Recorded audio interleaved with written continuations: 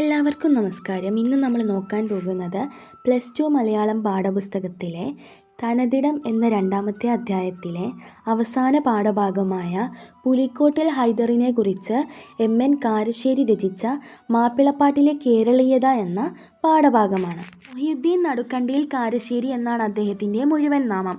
1951 കോഴിക്കോട് ജില്ലയിലെ കാരശ്ശേരിയിലാണ് അദ്ദേഹത്തിൻ്റെ ജനനം. എഴുത്തുകാരനും ഭാഷാ പണ്ഡിതനും സാമൂഹിക നിരീക്ഷകനുമാണ് എം.എൻ. കാരശ്ശേരി. മലയാളം അധ്യാപകനായിരുന്ന കാരശ്ശേരി അലിഗഡ് സർവകലാശാലയിലെ പേർഷ്യൻ സ്റ്റഡീസ് വിഭാഗത്തിൽ വിസിറ്റിംഗ് പ്രൊഫസറായി സേവനമനുഷ്ഠിച്ചിരുന്നു. 2013 ശേഷം അലിഗഡിൽ നിന്നും വിരമിച്ച അദ്ദേഹം ഇപ്പോൾ കോഴിക്കോട് ജില്ലയിലെ കാരശ്ശേരിയിൽ അമ്പാടി എന്ന വീട്ടിൽ താമസിക്കുന്നു. 70-ൽ പരം പുസ്തകങ്ങൾ അദ്ദേഹം പ്രസിദ്ധീകരിച്ചിട്ടുണ്ട്. വിശകലനം, മുല്ലാ നസറുദ്ദീൻ്റെ പൊടിക്കൈകൾ, മക്കയിലേക്കുള്ള പാത, ഹുസ്നുൽ ജമാൽ, കുറിമാനം, തിരുവരുൾ, നവതാളം, ആലോചന, തുഞ്ചൻ പറമ്പിലെ ബ്ലീച്ച്, മുസ്ലിം നാടുകളിലെ പഴഞ്ചൊല്ലുകൾ, പ്രണയദാഹം, പ്രണയഹർഷം, ബഷീറിൻ്റെ പൂങ്കാവനം, മലബാർ കലാപം, 4-ാം ലോകം, കേരളീയത, മാപ്പിളപ്പാട്ടിൻ്റെ ലോകം, വൈക്കം മുഹമ്മദ് ബഷീർ, ഉമ്മമാർക്കു വേണ്ടി സങ്കടഹരജി, വർഗീയതയ്ക്കെതിരെ ഒരു പുസ്തകം, അനുഭവം, ഓർമ്മയാത്ര, പിടക്കോഴി കൂവരുത് തുടങ്ങിയ ഒട്ടനവധി പുസ്തകങ്ങൾ അദ്ദേഹം പ്രസിദ്ധീകരിച്ചിട്ടുണ്ട്. അറബി ഭാഷയുമായുണ്ടായ സമ്പർക്കത്തിൻ്റെ ഫലമായി രൂപം കൊണ്ട ഭാഷയാണ് അറബി മലയാളം എന്ന മിശ്രഭാഷ. കേരളത്തിലെ മുസ്ലിങ്ങളിൽ നിലനിൽക്കുന്ന അറബിയും മലയാളവും ചേർന്ന ഭാഷയാണ് അറബി മലയാളം. മലയാളം മൊഴികൾ അറബി ലിപി ഉപയോഗിച്ച് എഴുതുന്ന രീതിയാണിത്. മാപ്പിള മലയാളം എന്ന പേരിലും അറിയപ്പെടുന്നുണ്ട്. ഇതിൽ ഗദ്യവും പദ്യവുമുണ്ട്. പദ്യകൃതികൾ മാപ്പിളപ്പാട്ട് എന്ന പേരിലാണ് അറിയപ്പെടുന്നത്. ആദ്യകാലത്ത് മുസ്ലിം മതവുമായി ബന്ധപ്പെട്ട വിശുദ്ധ യുദ്ധങ്ങളുടെ കഥയാണ് മാപ്പിളപ്പാട്ടായി രചിച്ചിരുന്നത്. ജനാധിപത്യകാലത്ത് ജാതിമതങ്ങളുടെ അതിർവരമ്പുകൾ കുറഞ്ഞു വന്നതോടെ മതങ്ങളുടെയും ജാതികളുടെയും വേലിക്കെട്ടുകളിൽ ഉണ്ടായിരുന്ന കലകൾ എല്ലാവരുടേതുമായി മാറി. മാപ്പിളപ്പാട്ട്, കഥകളി, കൂത്ത് തുടങ്ങിയ എല്ലാ കലകളിലും ഈ ജനാധിപത്യവൽക്കരണം സംഭവിച്ചു. 500 വർഷത്തോളം പഴക്കമുള്ള ഗാനശാഖയാണ് മാപ്പിളപ്പാട്ട്. ആദ്യകാലത്ത് മുസ്ലിം മതവുമായി ബന്ധപ്പെട്ട വിശുദ്ധ യുദ്ധങ്ങളുടെ കഥകളാണ് മാപ്പിളപ്പാട്ടായി രചിക്കപ്പെട്ടത്.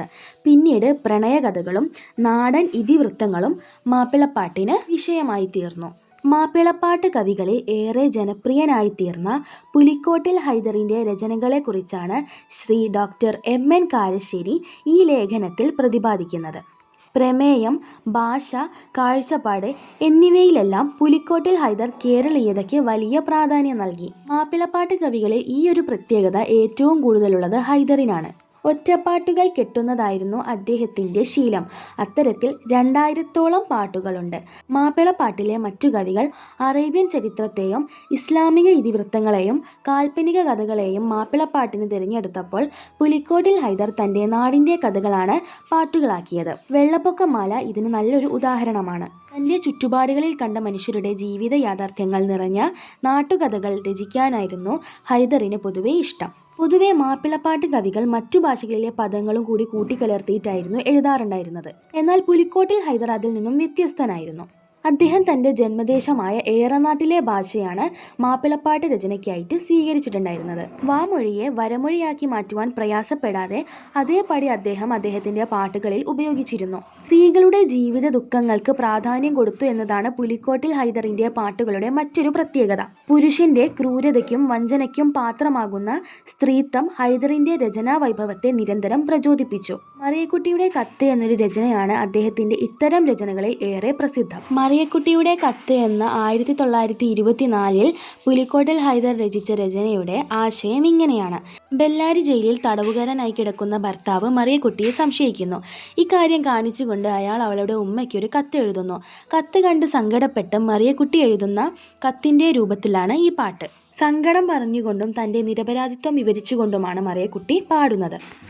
എന്നെ നിങ്ങളല്ലാതെ മറ്റൊരാളും തൊട്ടിട്ടില്ല എന്നും ജയിലിൽ സ്ത്രീകൾക്ക് വരാൻ കഴിയുമെങ്കിൽ ഞാനൊന്ന് നിങ്ങളെ വന്ന് കണ്ടോട്ടെ എന്നും നിങ്ങളെ കാണാൻ എനിക്ക് അതിയായ മോഹമുണ്ട് എന്നും നിങ്ങളെ ഒരു നോക്ക് കണ്ട അന്ന് തന്നെ ഞാൻ മരിച്ചോട്ടെ എന്നുമൊക്കെയാണ് മറിയക്കുട്ടി ഈ കത്തുകളിൽ എഴുതിയിരിക്കുന്നത്. വളരെയധികം ഹൃദയസ്പർശവും നിഷ്കളങ്കവുമായ ചോദ്യമാണ് മറിയക്കുട്ടിയുടേത്. സ്ത്രീകളുടെ സൗന്ദര്യത്തെ വർണ്ണിക്കുകയും ചാബല്യത്തെ കളിയാക്കുകയും ചെയ്യുന്ന ഹൈദർ അലി സ്ത്രീപക്ഷപാതിയായി നിന്നുകൊണ്ട് അനവധി രചനകൾ നടത്തിയിട്ടുണ്ട്. തൻ്റെ രചനകൾ സമൂഹത്തെ ബോധവൽക്കരിക്കുന്നതിന് വേണ്ടിയാണ് അദ്ദേഹം ഉപയോഗിച്ചിട്ടുള്ളത്. പഴയ ആചാരവിശ്വാസങ്ങളെ അദ്ദേഹത്തിൻ്റെ രചനകൾ പുച്ഛിക്കുന്നുണ്ട്. ദുരാചാരമാല, കലിയുഗം, കാതുകുത്തുമാല, സ്ത്രീമർദ്ദിമാല, മാരന്മാരുടെ തകരാറ് തുടങ്ങിയ ഗാനങ്ങൾ അതിന് ഉദാഹരണമാണ്. ഹൈദറിൻ്റെ സംഭാവനകൾ അധികവും മാപ്പിളപ്പാട്ടിലെ കത്തുപാട്ടുകൾ എന്ന വിഭാഗത്തിലാണ് എഴുതിയിട്ടുള്ളത്. പാട്ടായി രചിക്കപ്പെട്ട കത്തുകളാണ് ഇവ. ഇതിനെ കത്തായിട്ട് വായിക്കാനും പറ്റണം, പാട്ടായിട്ട് പാടാനും പറ്റണം. അതായത് നമ്മൾ മുമ്പ് പരിചയപ്പെട്ട മറിയക്കുട്ടിയുടെ കത്ത് എന്ന ലേഖനം എന്താണ്?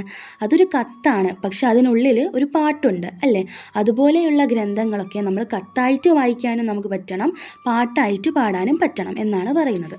കത്തുപാട്ടുകൾക്ക് പണ്ടു മുതലേ വളരെയധികം പ്രചാരമുണ്ടായിരുന്നു. പ്രവാസ ജീവിതത്തിൻ്റെ ഏറ്റവും നല്ല രേഖയായ S.A. ജമീൽ രചിച്ച ദുബായി കത്തുപാട്ട് ഇതിന് നല്ലൊരു ഉദാഹരണമാണ്. വാമൊഴിയോട് പുലർത്തുന്ന ഉറ്റബന്ധം കൊണ്ടും അവിശ്വാസങ്ങളോട് കാണിക്കുന്ന അസഹിഷ്ണുത കൊണ്ടും ഹൈദറിൻ്റെ കത്തുപാട്ടുകൾ വേറിട്ട് നിൽക്കാറുണ്ട്. രാഷ്ട്രീയ നിലപാടുകളുടെ പേരിൽ ആദ്യകാലത്ത് വിമർശിക്കപ്പെട്ട ഹൈദർ പിന്നീട് സ്വാതന്ത്ര്യ സമര സേനാനിയായ മുഹമ്മദ് അബ്ദുറഹിമാൻ്റെ അനുയായിയായി തീർന്നു. ആ നേതാവിൻ്റെ ചരമത്തിൽ വ്യസനിച്ചുകൊണ്ട് ഹൈദർ എഴുതിയ പാട്ടും ശ്രദ്ധേയമാണ്. പുലിക്കോട്ടിൽ ഹൈദർ ഒരു നിമിഷ കവിയാണ്. സ്വന്തം രചനകളെ ഓർത്തിട്ട് അദ്ദേഹം ഒരിക്കൽ ഇങ്ങനെ പാടി ഞാൻ മൂളക്കമാലെ ഒരു പാട്ട് തന്നാലേ. അതായത് ഞാൻ വെറുതെ ഒന്ന് മൂളി അതൊരു പാട്ടായി മാറി. അദ്ദേഹത്തിൻ്റെ മനസ്സിലൊരു ഈണമുണ്ടായിരുന്നു. അതുകൊണ്ട് തന്നെ അദ്ദേഹം കാണുന്നതും കേൾക്കുന്നതും എല്ലാം ആ ഈണത്തിൽ പാട്ടായിട്ട് മാറ്റുകയായിരുന്നു ചെയ്തിട്ടുണ്ടായിരുന്നത്.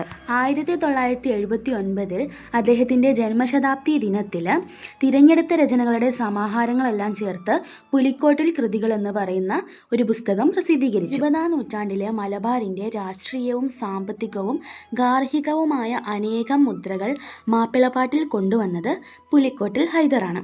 പ്രകൃതിയുടെയും സ്ത്രീകളുടെയും സങ്കടങ്ങളെപ്പറ്റി എഴുതിയ ഹൈദറിൻ്റെ രചനകൾ അനീതിക്കെതിരായ പോരാട്ടത്തിൽ ഇന്നും ഊർജം പകരാൻ കഴിവുള്ളതാണ്. അപ്പോൾ മാപ്പിളപ്പാട്ട് രചനകളിൽ മറ്റുള്ള കവികളിൽ നിന്നും പുലിക്കോട്ടിൽ ഹൈദറിൻ്റെ രചനകൾ എങ്ങനെയാണ് വേറിട്ട് നിൽക്കുന്നത് എന്നാണ് ഈ പാഠഭാഗത്തിലൂടെ നമ്മൾ ചർച്ച ചെയ്തിട്ടുള്ളത്. എല്ലാവർക്കും മനസ്സിലായെന്ന് വിചാരിക്കുന്നു. നന്ദി.